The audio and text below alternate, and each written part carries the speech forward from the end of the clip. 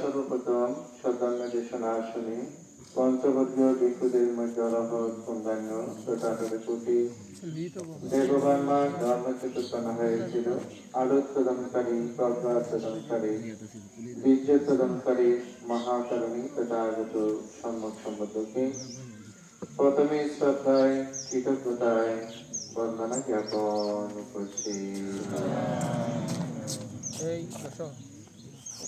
পুণ্যতীর্থস্থান পূর্ব দিনাজুরি সার্বজনীন মধ্যনিকেতন বিহারে বিশিষ্ট ধর্মপ্রাণ উপাসক প্রয়াত রবীন্দ্রলাল বড়ুয়ার সাপ্তাহিক অর্থপুরস্কার সফর সংবিধান মহান পূর্ণম অনুষ্ঠানের যিনি সভাপতি, সামান্য জীবন থেকে যাকে দেখে আসছে, বহু সংগঠনের কর্ণধার, অনাথের নাম, বাংলাদেশ সংঘরাজ ভিক্ষু মহাসভা কর্তৃক শাসন কান্ডারী উপাধিতে বিভূষিত পণ্ডিত পরম শ্রদ্ধেয় সুমঙ্গল মহাবীর ভান্তে, অনুষ্ঠানের উপস্থিত পরম শ্রদ্ধেয় সুমেধানন্দ মহাবীর, পরম পূজ্য আজকের অনুষ্ঠানের আশীর্বাদক প্রদীপাল মহাবীর এবং বঙ্গীয় ভিক্ষু সমাজের নন্দিত সাংঘিক ব্যক্তিত্ব,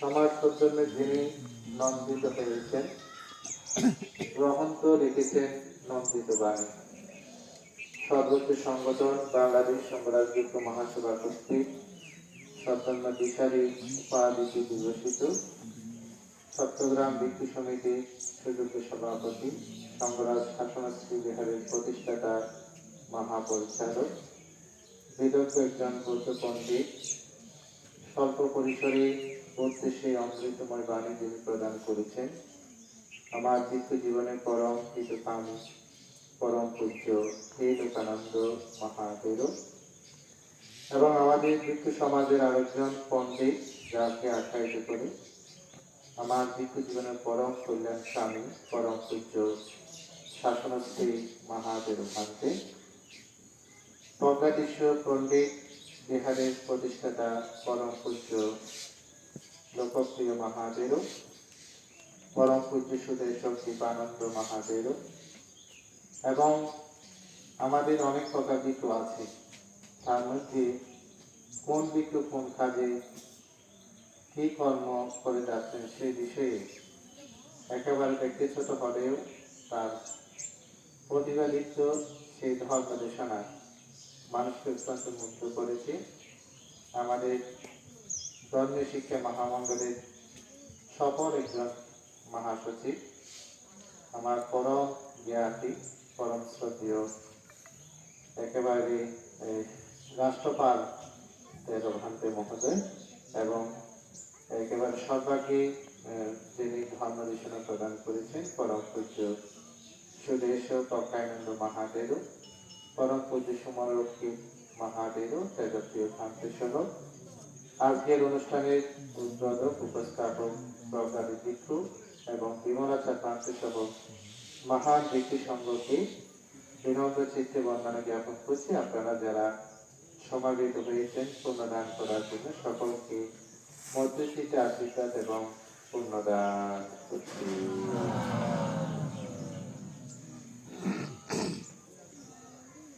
আপনারা হয়তো অনেকে একটি সূত্র, আপনাদের একটি সূত্র আছে, সেই সূত্রটা কি জানেন? আপনাদের তো বুদ্ধ কয়েকটি সূত্র দেশনা করেছেন।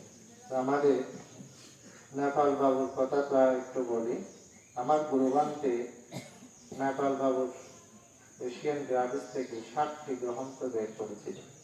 একসাথে 7টি গ্রন্থ বের করেছিলেন। আমার গুরুমান্ত হচ্ছেন বসুমিত্র মহাদেব। ধামতে সেখানে বসতেন। নেপাল বাবুর কথা অনেকবার মানতে বলেছেন, শ্রদ্ধা হয়েছেন এবং ভিক্ষু সংঘের প্রতি তার অগাধ একটি শ্রদ্ধা। আজকে শ্রদ্ধা বলে হয়ে শ্রদ্ধেয় লোকানন্দ ধামতে এসেছেন। অনেক সবাই এসেছেন আজকে সংগদান অনুষ্ঠানে। তিনি কৃতজ্ঞতা স্বীকার করার জন্য তিনি এসেছেন। আমার গুরুভান্তেও আসার কথা ছিল, তিনি অসুস্থতার কারণে আসেনি। তিনি খবর পেয়েছেন এবং তিনি পুণ্যদানও করেছেন। আজকে নেপাল বাবুর কথা সবাই বলছেন। শাসন সৌজন্যের জন্য, সমাজের জন্য যে গ্রন্থগুলো পড়ে ভিক্ষু সংঘ বলুন, ব্যয় সংঘ বলুন, উপকৃত হন, অনেক বিষয় জানতে পারে। তিনি সেই সহযোগিতায় শাসন সৌজন্যের জন্য কাজ করেছেন। তো ধর্মপ্রাণ উপাসক উপাসিকা মন্ডলী, আমি একটি কথা বলতে চাই। সেটা হচ্ছে কি, মাতা পিতা, যেটা আমি সিঙ্গল বা সূত্রে কথা বলছি, মাতা পিতা যারা আছেন, যারা মাতা পিতা সিঙ্গল বা সূত্র বুদ্ধ বলেছেন, মাতা পিতার থেকে সন্তানের প্রতি 5টি দায়িত্ব কর্তব্য থাকে। কর্তব্যগুলো কি জানেন? প্রথমত কর্তব্যের কথা বলেছেন, পূর্ণ কাজে, কুশল কাজে সন্তানকে নিয়োজিত রাখতে হবে। পূর্ণ কাজ তো বুঝেন, হ্যাঁ, কুশল কাজ তো বুঝেন। প্রথম মাতা পিতার দায়িত্ব এবং কর্তব্য কি বলেন তো? কি বলেছি? প্রথম দায়িত্ব এবং কর্তব্য কি বলেন না? দায়িত্ব কর্তব্য কি বলেছি? কুশল কাজে, পূর্ণ কাজে সন্তানকে নিয়োজিত রাখতে হবে। দ্বিতীয়ত বলেছেন কি, পাপকর্ম। পাপকর্ম তো বুঝেন, যেগুলোকে বলা হয় অকুশল কর্ম, সেগুলো থেকে সন্তানকে বিরত রাখতে হবে। তৃতীয়ত কি বলেছেন? যথোপযুক্ত সময় সন্তানকে শিক্ষা দিতে হবে। শিক্ষা তো বুঝেন, কি শিক্ষা? নৈতিক শিক্ষা। নৈতিক শিক্ষা মানে কি? ধর্মীয় শিক্ষা এবং জেনারেল শিক্ষা তার থেকে প্রদান করতে হবে। আমি একটি হয়তো এই লাইনটা এখন যদি উপস্থাপন না করি, পরবর্তীতে হয়তো বলে যাবে, সেই কথাটা আমি উপস্থাপন করি। আপনারা নরম মাটি দেখেছেন? মাটি নরম থাকতে সব কিছু আপনি বানাতে পারবেন কিনা বলুন? হাতি বলুন, পুতুল বলুন, ভাগ বলুন, সবকিছু আপনি বানাতে পারবেন। কিন্তু মাটি যদি শক্ত হয়ে যায়, আর কিছু আপনি বানাতে পারবেন। সেজন্য বলেছে কি, ছোট কালে সন্তানকে কি করুন? ধর্মের শিক্ষা করুন। যেমন এখানে কয়জন মাতা পিতা আছে, আমি প্রশ্ন করতে চাই। সে প্রশ্নটা কি, কয়জন মাতা পিতা আছে যে সকালে বুদ্ধকে বন্দনা করেন সন্তানকে? বলেন তো, কেউ করেন কিনা বলতো? সন্তানকে সন্ধ্যার সময় করাতে হবে, সকালেও করাতে হবে, সন্ধ্যার সময়। আপনারা তো জানেন মাতা বন্দনা আছে, জানেন পিতা বন্দনা আছে না? বুদ্ধকে বন্দনা করার পরে আপনারা যেভাবে বসেছেন এভাবে মাতা পিতা বসবে। সন্তানকে শিখিয়ে দিতে হবে, তুমি এই বন্দনা করো। দাসা মাসাং উরিকেত্তাং কিরাং পায়াত্তা বর্দেসি দিবারাত্রি সাপুংসিতি মা তুপাদান নামা। এটার অর্থটা কি? যে মাতা 10 মাস 10 দিন গর্ভধারণ করে কি করেছেন? লালন পালন করেছে। কিরাং, কিরাং মানে হচ্ছে কি? দুগ্ধ জেনে কি করেছেন? দান করেছে। কিরাং পায়াত্তা বর্দেসি দিবারাত্রি, দিবারাত্রি মা কি করেছেন? ঘুম যায় না। সে মাতা পিতাকে কি করি? গুণ স্মরণ করে আমি কি করছি? বর্ণনা করছি। এই বন্দনাটা আপনারা দেখলে আপনাদের বসে সে বন্দনাটা সন্তানকে করাতে হবে। পিতা বন্দনা আছে, জানেন পিতা বন্দনা? দয়া পরিপূর্ণবা জানাতো পিতা নাম মামা প্রসেসি বুদ্ধিং কারেসি বন্দেতাং পিতা। এটার অর্থটা কি? যে পিতা করুণা দাস স্নেহ বিতরণে লালন পালন দান করে পরম যতনে, সে পিতার গুণরাশি সরিয়া নমিতে শ্রী ভক্তি বলে শ্রীপাদ। এটা অর্থটা কি? যে পিতা করুণা দাস স্নেহ বিতরণ করে আমাকে লালন পালন করেছেন, সেই পিতাকে আমি কি করছি? বন্দনা করছি। এটা সকালে করতে হবে, সন্তান থেকে করাতে হবে, এবং সন্ধ্যার সময় বুদ্ধকে বন্দনা করার পর আপনারা এভাবে বলবেন, আপনার সন্তান আপনাকে বন্দনা। তো ছোটকালে যদি এই শিক্ষাটা আপনি দিতে পারেন, বড় হলে কি করবে? সন্তান যখন বাইরে যাবে, মাতাকে বন্দনা করে যাবে, পিতাকে বন্দনা, কোনোদিন অবাধ্য হবে না। এটা কি জন্য বলছি? ছোটকালে যদি শিক্ষা না দেন, এই যে বৃদ্ধাশ্রমের কথা বলা হয়, আপনি যখন দেখবেন বৃদ্ধাশ্রমে কাদের মাতা পিতা আছে জানেন? যাদেরকে বেশি শিক্ষা দিয়েছেন, বাচ্চাকে শিক্ষা দিয়েছেন, খরচে শিক্ষা দিয়েছেন, তাদের মাতা পিতায় বেশিরভাগ বৃদ্ধাশ্রমে দেখবেন। যাদের সন্তানকে ধর্মে শিক্ষা দিয়েছেন, তাদের মাতা পিতা কখনো বৃদ্ধাশ্রমে আপনি দেখবেন। সেজন্য একটি প্রবাদ বাক্য আছে, বাঘের ঘরে বাঘ জন্মে, জন্মে কিনা বলে, বাঘের ঘরে বাঘ হয়, হাতির ঘরে হাতি হয়, হয় কিনা বলে, সিংহের ঘরে সিংহ হয়, হয় কিনা বলে, কিন্তু মানুষের ঘরে মানুষ জন্মে না, জন্মে কিনা বলেন? কথা বলেন, জন্মে মানুষ জন্মে না। তাহলে কি করা যায়? পিতা যদি ডাক্তার হয়, পিতা যদি প্রকৌশলী হয়, পিতা যদি ইঞ্জিনিয়ার হয়, সন্তান কি কখনো ইঞ্জিনিয়ার হয়ে জন্মগ্রহণ করে?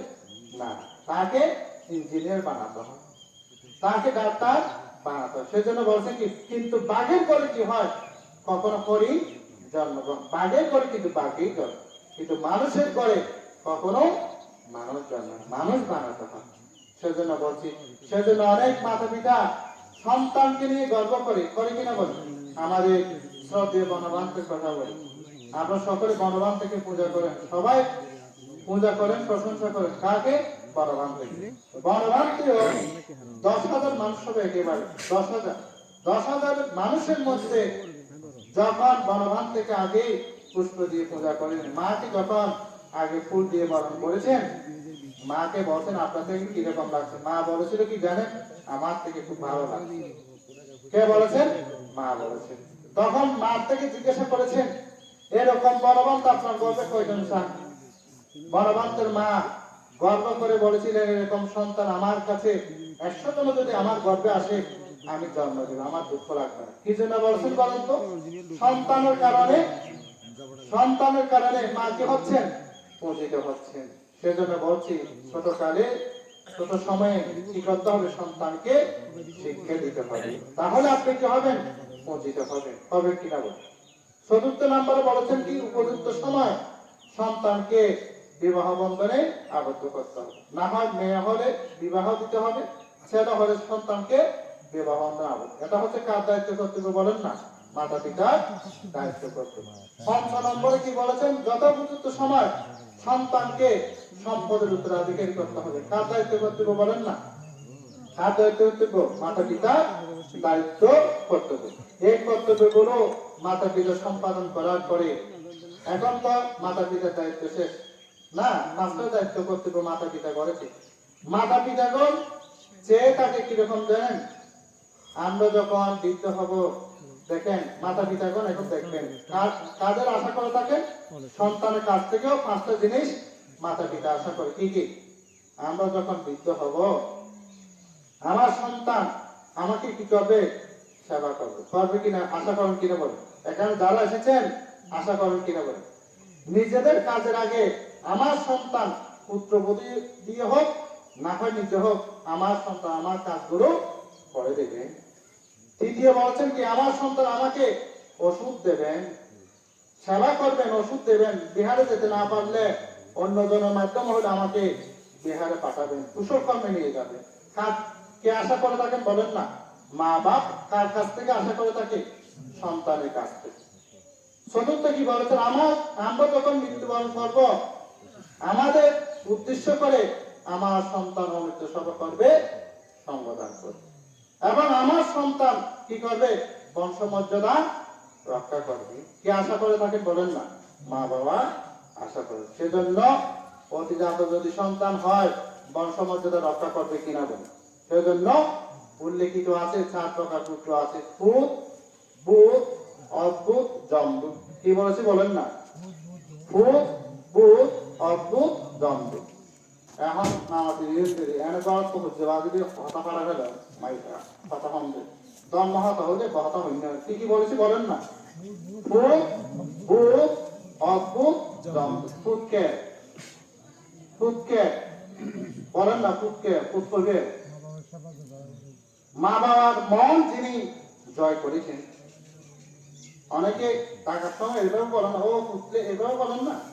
তিনি পুত্রের মতন মা বাবার মন তিনি জয় করেছেন। এটাকে বলেছেন ফুট, অধিজাত সন্তান। ফুট, বুট, বুট খাকে বলা হয়। শূন্য নসিলে পাপন নসিলে অনেকে যে আগে চাইতে। এটা কোন সন্তান বলেন না, কোন সন্তান? ভূত, ভূত, ভূত। তৃতীয় কি? অদ্ভুত। অদ্ভুত বুঝেন? মা বাপ জন্মত জীবন অর্জন করেছে, অত্যন্ত শীলবান, কিন্তু সন্তান হয়েছে কিরকম? চোখ নাই, হাত নাই, পা নাই। এটাকে বলেছেন অদ্ভুত। এটা কি বলেছেন বলেন না? অদ্ভুত। জমদূতকে, জমদূত হইবে, তাই মানুষের জমদূত হইবে যে সন্তানের সামর্থ্য আছে, বিত্ত আছে, ধন আছে, টাকা সত্ত্বেও বৃদ্ধ মা বাবা পিতাকে সেবা করে না, বরং পোষণ করে না, এই সন্তানকে বলেছেন জমদূত। জমদূত বলেন না, জমদূত। জমদূত বানান হব না, বানানা। জমদূত কে? যিনি কি মাতা পিতার সেবা করে না, বরং পোষণ করে না, এই সন্তানকে বলেছেন জমদূত। সেজন্য আমরা জমদূত আশা করি না। কোনটা আশা করি? ভূত আশা করি। যে সন্তান মাতা পিতার মাথা উঁচু করে হাঁটতে চলতে সর্বদা প্রশংসায় লাভে তিনি নন্দিত হন, এই সন্তান আমরা কি করি? কামনা করি। এটাকে ভূত বলেছেন। এটাকে কি বলেছেন বলেন না? ভূত বলেছেন। তাহলে আমরা কি সন্তান আশা করি? অতিজাত সন্তান। নাফাল বাবু অতিজাত সন্তান কিনা বলেন, তাদের পুত্র যেগুলো আছে অতিজাত কিনা বলেন। আজকে পিতাকে উপলক্ষ করে সংঘকে আহ্বান করে পুণ্যকর্ম করছেন কিনা বলেন। সেজন্য আমাদের সাথে উপায়া জুতা বানতে তো চিনেন কে? উপায়া জুতা বানতে হন মুসলমানদের একটি দেশনা সমগ্র বিশ্বে আলোড়ন সৃষ্টি করেছেন। কোন বানতে? মুসলমান থেকে সর্বশ্রেষ্ঠ একটি তিনি উক্তি প্রদান করেছেন। সেই উক্তিটা কি? আপনি বুদ্ধকে পূজা দিলে, দেখেন কত শ্রেষ্ঠতম বাণী বলেছেন তিনি। বুদ্ধকে যদি আপনি পূজা দেন, বুদ্ধকে যদি আপনি কি দেন বলেন না, বুদ্ধকে যদি আপনি পূজা দেন, পূর্ণ হবে কিনা বলেন? পূর্ণ হবে? সবাই বলেন না, পূর্ণ হবে? নয় ভাল না, পূর্ণ হবে? বুদ্ধকে যদি আপনি পূজা দেন, পূর্ণ হবে কিনা বলেন? আর যদি আপনি পূজা না দেন, পাপ হবে কিনা বলেন? পাপ হবে? নয় গো, পূর্ণ আল্লাহ বলি পূজালে বলি না, বুদ্ধ পাপ কেন নদিলে পূর্ণ পাপ ওইটা নয়, অর্থন নাই নবন্ধেরই অসুবিধা। কিন্তু দিলে কি হবে? আপনি যদি পূজা তুলেছেন, পূর্ণ হবে না? পূর্ণ হবে তো। আর আপনি দিতে পারছেন না, পাপ হবে? বুদ্ধ অভিশাপ দেবে আপনাকে? না। কিন্তু আপনি যদি মাতা পিতাকে যদি আপনি সেবা না করেন, তাহলে আপনার মহাপাপ। কে বলেছেন? আমাদের না, বুদ্ধ বলেন, এটা উপায় দিতে বানতে দর্শনা বলেছেন। বুদ্ধকে পূজা দিলে কি হবে? পূর্ণ হবে, না দিলে কি হবে না? পাপ হবে। এই কথাটি। এবং সর্বশ্রেষ্ঠ একটি বাণী বলেছেন আমাদের দুদাঙ্গ বানতে, দীপঙ্কর বানতে। অনেক মানুষ একেবারে ছাদের মতো চেহারা আছে, অনেক মানুষ মাতা পিতাকে যারা কষ্ট দেয় তার একটি কথা বলে দর্শনা শেষ করছে। অনেক মানুষ আছে একেবারে চেহারা ছাদের মতো সুন্দর আছে না এরকম, কিন্তু এটা হঠাৎ পুরো বাজার দিয়ে মামলা আসলে এদিন না জানা কিনা প্রবঞ্চকারী, মিথ্যাকারী, দুষ্কৃতকারী এরকম মানুষ আছে না, বাক্য ব্যবহার করে। এই মানুষকে আপনার থেকে বলেছেন, সে যদি মধুর চাইতে মধুরময় কথা বলে, চেহারা যদি চাঁদের মতন সুন্দর হয়, তাকে ত্যাগ করতে বলেছেন। কি জন্য বলছেন জানেন? সে আপনার অনিষ্টকারী। পৃষ্ঠার মতন, মল ত্যাগের মতন তাকে ত্যাগ করতে বলেছেন। আর যদি কোনো মানুষের চেহারা যদি কাঁঠালের মতন হয়, ডাঙাচোরা যদি হয়, কথা যদি ঠিক করার মতন হয়, তাকে ত্যাগ না করার জন্য বলেছেন। কি জন্য? তিনি আপনার কল্যাণ ছিল, সুগতি পথ দেখাবে, নির্বাণ পথ দেখাবে, সম্যক পথে জীবন যাপন করার জন্য আপনাকে উপদেশ দেবে কিনা বলবেন।